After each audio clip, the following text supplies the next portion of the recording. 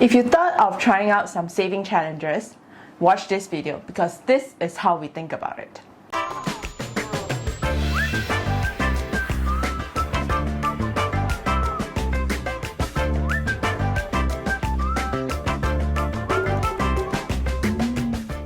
Welcome everybody to the Financial Fitness channel. If you're new here, our channel is all about money and self-development tips. So if you haven't subscribed to us yet, feel free by clicking the subscribe button down below. In this video, we will be sharing with you 4 popular saving challenges and why it doesn't work. So let's get started. Number 1. Save every 20 ringgit note you see. This challenge is exactly as how the title says it. For every 20 ringgit that you own inside your wallet or purse, you will have to save it somewhere and not spend it. The goal here is to save a jar full of $20 notes by the end of the month. So here is why we think it doesn't work. 2 words: cashless payment.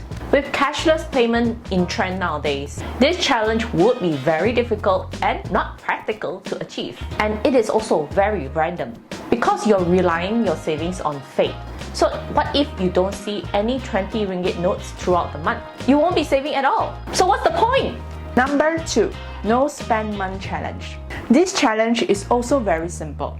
Basically, you won't be spending anything except for food, utilities and accommodations. That means you cannot spend on things like new clothes, movies, or go out partying with your friends during this challenge period. Now, why do we feel that this doesn't work? This is because we find that it is a roller coaster effect. I've seen people who have done this challenge before, and even if they successfully save that money, they will spend more after completing the challenge. This is because you deprive yourself from things that you love for too long, and the moment you release yourself, you will lose control, and this is why you overspend. For example, it's like not eating for 3 days. You may lose weight at the beginning, but how long can you stay hungry?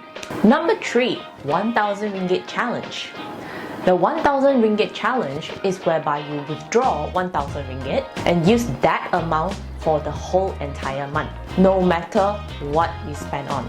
So why doesn't it work? This is because everybody have a different lifestyle. 1000 ringgit may be sufficient for some, but it may not be enough for those who have a higher commitment. So this challenge does not solve the main root of your problem. If you feel that you're not saving money, it might be because that you are not earning enough, or you have committed yourself with too much debt. So it's not that it doesn't work, it's just that the figure 1000 ringgit may not apply to everyone. So in order for this to work for you, you must first figure out what is the amount that you need to sustain yourself. If you have been watching this so far, do share with us how do you feel about saving challenges by commenting down below. Number 4.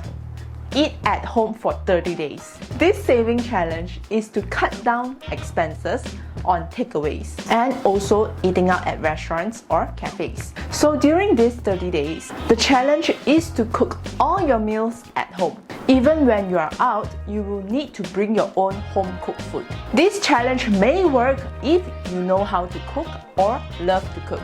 So for those who don't know how to cook, this may not work for you.